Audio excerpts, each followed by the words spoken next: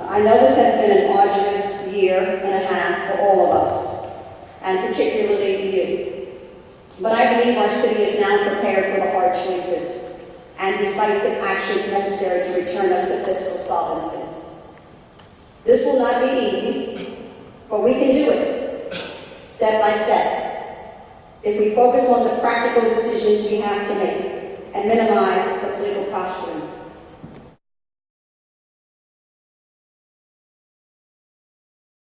We can sell the Harrisburg incinerator, and we can lease the Harrisburg parking garages, both to the highest bidders, returning cash for debt reduction and guaranteeing the best revenue streams professional experts in the field can generate.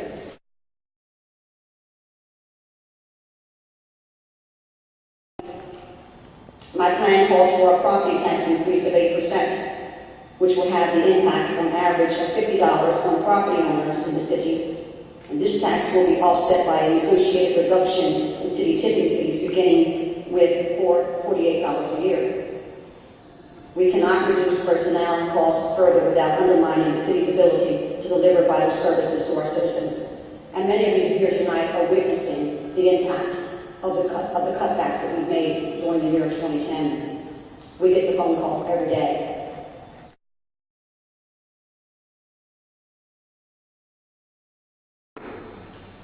Three minutes is not enough time when there's only 4 people who are registered to speak. I think this is unfortunate. There are many people here tonight. Thank you, Mr. Clark. 6 to 6:30, what it says. Appreciate you. Thank you.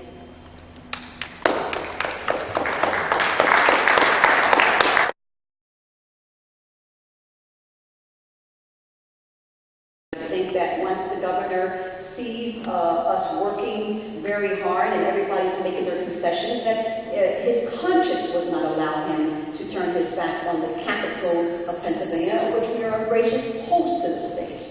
And a lot of all public discourse occurs right here in the Capitol.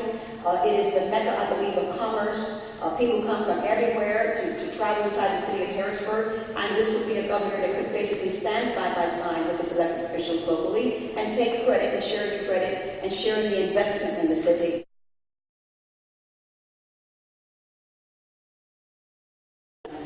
Now, I'm going to go back and do my work with the state. You know, I'm going to ask the state for more money. I'm not taking the commuter tax out of the plan. Because I tell you right now, even in the old plan on page 360 to 368, it even says that if you find out that you need additional money, you need to go to a resort of raising taxes. And my way is saying, hopefully all the mayors would have gotten together, we would lobby, we're going to have town hall meetings and further educate you on this, because the more educated you are, the more you'll get behind the sound decisions we have to make as elected officials. I want us to be the city, a model city for every single mayor out there across this country, and governors who come and ask this mayor, how do we do it? And I'll say shared commitment, shared investment, and I got to say to you, ladies and gentlemen, I got to tell them too, it was God's wisdom that got us through all this. So thank you very much for coming out, and I appreciate you. I hope to hear from you and see you on the 30th City Council chambers. God bless. Thank you.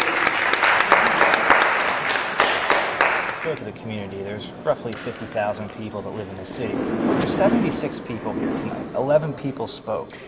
Is that a problem? Well, you know, even though I would have loved for this audience to be broader, the fact that those 50 came out matters, because if every one of those 50 went down to City Council on the 30th and demanded that vote, you know, then it worked. It worked. So again, you know, this is all across America. You know, people just, you know, they have their lives to cover and their lives to manage. And sometimes, you know, for the most part, they leave it up to their elected officials to do the talking and the battling and negotiating for them. And over the years, elected officials haven't always done a good job, you know, but you do have some in office. And I credit myself as being one of those who's passionate, but speaks from principle with passion on top of it, that I'm here with you. I have property in the city. I live in the city. I'm here to stay. I'm born and raised. Listen, my collegiate friends, you know, have left their hometowns, and they're all over the world. But I came back home to my small little town because I love it. And has been good to me, and I want to be good to it. So that's why I say that, while there was only 50, it mattered to have those 50 here tonight. Would you like to have seen more? Yeah, I would have loved to see more. Because the more people know, because there's concentrated pockets of people in this community, who haven't been told the truth about their city, who haven't been told the truth about their mayor. And so that's why I say, if I had more in here to tell them the truth about their city, then certainly it's more grounds that I could cover and getting the truth out there.